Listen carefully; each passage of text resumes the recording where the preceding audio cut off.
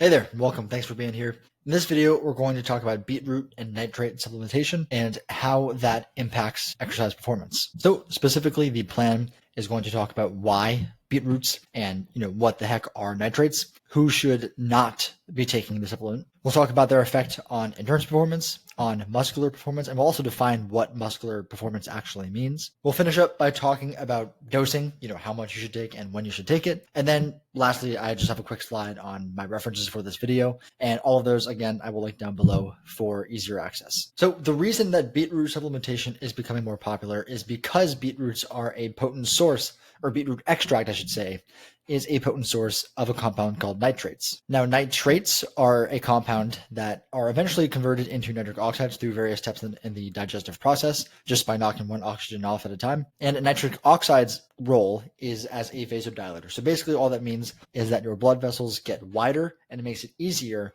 for blood, oxygen, and nutrients, and all that sort of good stuff to flow through them and get to the working muscles. Nitrates are also commonly found in a lot of plant foods, such as turnips, pomegranates, dark leafy greens, etc. But beetroot extract just makes a potent and economical means to get them compared to other sources. So before we cover the effect of the supplement on exercise performance, you should not take any form of nitrate supplement if you are also taking Viagra. The reason being is that Viagra largely does a similar thing as nitrates would do, and your blood pressure could drop to a level that is too low, and that is just a bad thing. Now, this video does not seek to provide medical advice, nor do I ever seek to do that in any of my free content here, but nevertheless, the combination of Viagra and nitrates are considered an absolute contraindication, meaning you should just absolutely never do it. So if you are currently taking sildenafil or Viagra, then this video is not for you. Okay, so that said, let's start talking about how nitrate supplementation can improve your exercise performance. Now, for endurance exercise specifically, one of the major limiting factors is your body's ability to get oxygen from the atmosphere and into your working muscles. Many of the adaptations that occur in response to endurance training are ones that make it easier for your body to get oxygen, from there to here. Similarly, any other intervention like supplementation that makes it easier for oxygen to get from the atmosphere into your working muscles is likely, from a mechanistic standpoint at least, to improve endurance performance. And in large part, that is what the evidence has found. Now, there was recently, I believe it was this month or the month prior to this, as of the recording of this video, where the most recent umbrella review of nitrate supplementation was published. And basically they found that nitrate supplementation improved all aspects of endurance performance, but there was a bit of a bias toward more lower intensity, prolonged duration type of activity. And so you see here, time to exhaustion is greater than time trial studies.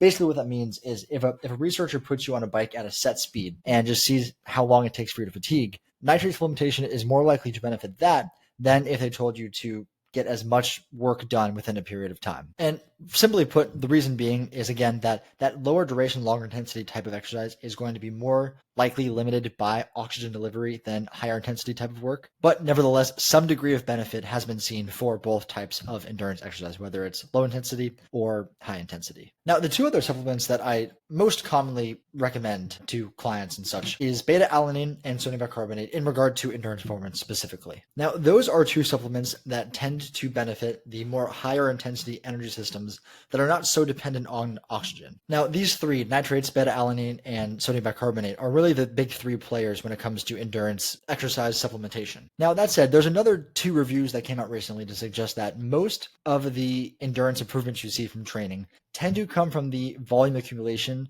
done at a low intensity as opposed to shorter duration work at a higher intensity. And again, as I said in other videos, it is not necessarily the intensity that is driving the adaptation, it is the volume, and the low intensity just allows you to accumulate the volume without high need of recovery or high risk of injury. Now, given that it seems that high volume, low intensity work is kind of the big player for most endurance goals, and if you had to pick, let's say one endurance supplement, and you had these three options, and nitrates are the one that are a bit more specific to that type of exercise, nitrates don't seem to be a bad first pick. Now, there are certainly scenarios where you might choose sodium bicarbonate or beta-alanine first. Again, also, let me just say real fast, I have other articles and videos explaining those. I'll link down below. But for instance, if you are someone who is primarily focused on improving your mile time, then beta-alanine or sodium bicarbonate might make smarter supplements for you. But for most other endurance goals, nitrates might be the more reasonable first pick. So let's transition into muscular performance. And muscular performance is most typically defined as being either power,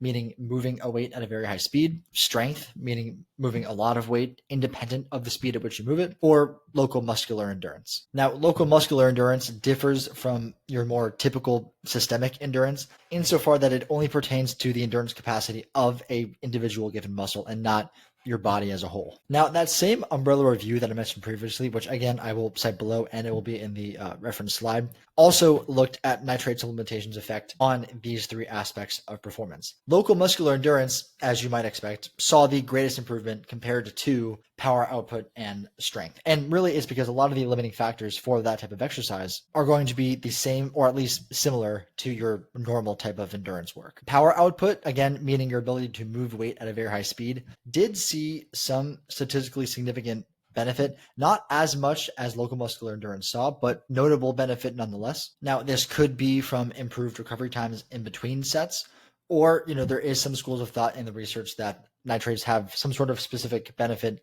to high speed movement, such as power training. So either one of those might be the reason why. But nevertheless, whatever the reason may be, there was a notable benefit to power output from nitrate supplementation.